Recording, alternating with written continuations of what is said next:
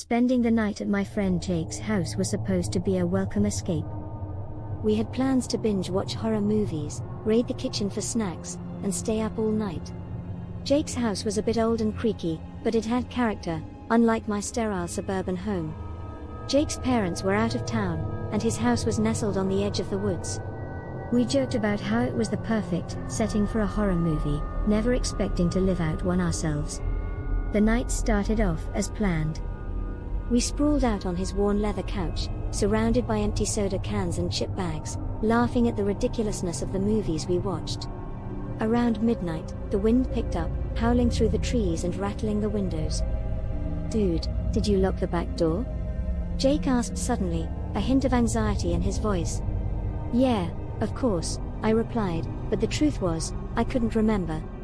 I shrugged it off, not wanting to interrupt our fun. As the wind whipped around the house, we heard a faint tapping sound.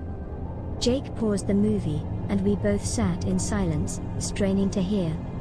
The tapping continued, rhythmic and deliberate. It was coming from the back door. "Must be a branch or something," I said, but my heart was racing. Jake looked unconvinced. "Let's check it out," he said, grabbing a flashlight. Reluctantly, I followed him through the darkened house. The kitchen was eerily quiet, the only sound our footsteps on the cold tile floor. The tapping grew louder as we approached the back door. Jake shone the flashlight on the door. To our horror, the handle was slowly turning. We froze, watching as it twisted back and forth, as if someone was trying to get in. "Who the hell is out there?" Jake yelled, his voice cracking. The handle stopped moving. We waited, breath held, but nothing happened. After a minute, Jake bolted the door and pulled the curtains closed. "Probably just some kids messing with us," he said, though he didn't sound convinced. We returned to the living room, trying to shake off the unease. Minutes later, the power went out, plunging the house into darkness. Jake cursed under his breath as I fumbled for my phone. The flashlight cast eerie shadows on the walls, making the room feel smaller and more oppressive. "Let's check the fuse box," Jake suggested. The basement was the last place I wanted to go, but I followed him anyway. The stairs creaked under our weight, each step echoing ominously. The basement was a labyrinth of old furniture and storage boxes, lit only by the thin beam of my flashlight. We reached the fuse box, and Jake flipped the switches. Nothing happened. "Great," he muttered. "Just great." As we turned to leave, we heard a soft, almost imperceptible whisper. It was coming from the far corner of the basement. My blood ran cold. "Did you hear that?" I whispered. Jake nodded, his eyes wide. We moved the flashlight beam towards the corner, revealing an old, tattered curtain. The whispering grew louder, more insistent. With a shaking hand, Jake pulled back the curtain. Behind it was an old mirror, covered in grime and cobwebs. The whispering stopped. We stared at our reflections, distorted by the dirty glass. Just as we started to relax, a shadow moved behind us in the mirror. We spun around, but the basement was empty. "Let's get out of here," Jake said, his voice shaking. We bolted up the stairs and slammed the basement door behind us, locking it for good measure. Back in the living room, we sat in silence, trying to process what had happened. The wind outside had died down, leaving an unsettling calm.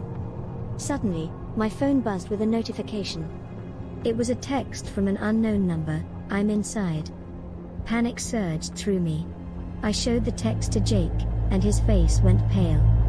We bolted upstairs to his room, locking the door and shoving furniture against it. We sat in the dark, clutching our makeshift weapons, a baseball bat for Jake, a golf club for me. Minutes felt like hours. We heard footsteps, soft but deliberate, moving through the house. They stopped outside Jake's room. The doorknob rattled, just like the back door earlier. "Who are you? What do you want?" Jake shouted, his voice breaking. There was no response, just the sound of the doorknob slowly turning. Then, as suddenly as it started, it stopped. We sat in tense silence, waiting for something to happen. The footsteps retreated, growing fainter until they disappeared completely. We stayed awake until dawn, too terrified to move. When the first light of morning crept through the windows, we cautiously opened the door. The house was eerily quiet. We searched every room, but found no sign of an intruder.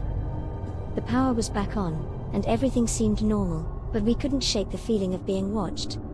We called the police, who found no evidence of anyone entering the house. Jake's parents returned later that day, dismissing our story as a prank gone wrong. But we knew what we had experienced was real. As I left Jake's house, I glanced back at the woods, half expecting to see a shadowy figure watching us. That night changed everything. Sleepovers were never the same, and the creak of an old house would forever send chills down my spine. We never spoke of that night again, but the memory lingered, a dark shadow in the back of our minds, reminding us that some things are better left unexplored.